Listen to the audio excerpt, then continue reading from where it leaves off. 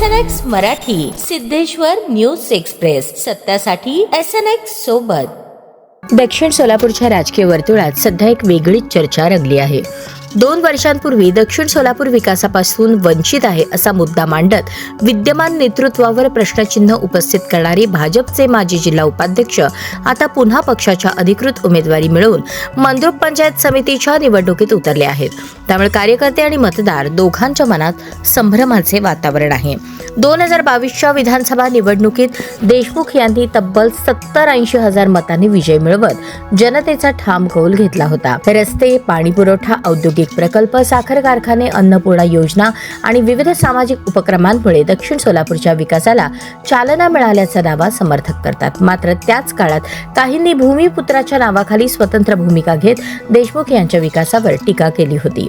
गावभेट दौरे, डिजिटल मोहिमा आणि भावनिक मुद्द्यांच्या आधारे वेगळे राजकीय वातावरण निर्माण करण्याचा प्रयत्न झाला, परंतु निकालात मतदारांनी विकासाच्या बाजूने स्पष्ट भूमिका घेतली। आता मंद्रुप पंचायत समितीच्या निवडणुकीच्या पार्श्वभूमीवर पुन्हा हालचाली वेगात सुरू आहेत। पक्षाचे तिकीट मिळवण्यासाठी अक्कलकोट मार्गे प्रयत्न करून AB फॉर्म मिळवण्यात यश मिळवले।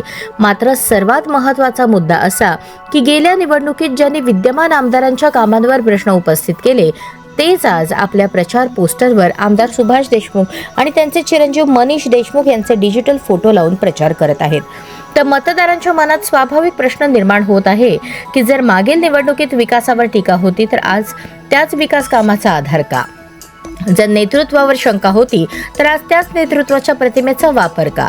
राजकारणात महत्वाकांक्षा असते, परंतु सातत्य आणि निष्ठा यांनाच दीर्घकाळ टिकणारा विश्वास लागतो।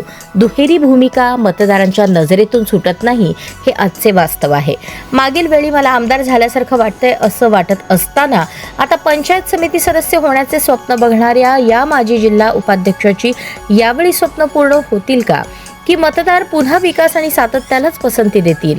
दक्षिण सोलापूरमध्ये येणारी निवडणूक केवळ उमेदवारांची लढत नाही, ती विश्वासाची परीक्षा आहे आणि अंतिम निर्णय हा जनतेचाच आहे। या जिल्हा उपाध्यक्षांचे स्वप्न अधुरेच राहतील का की पूर्ण होईल, असा जनतेत सध्या जोरदार चर्चा होताना दिसत आहे।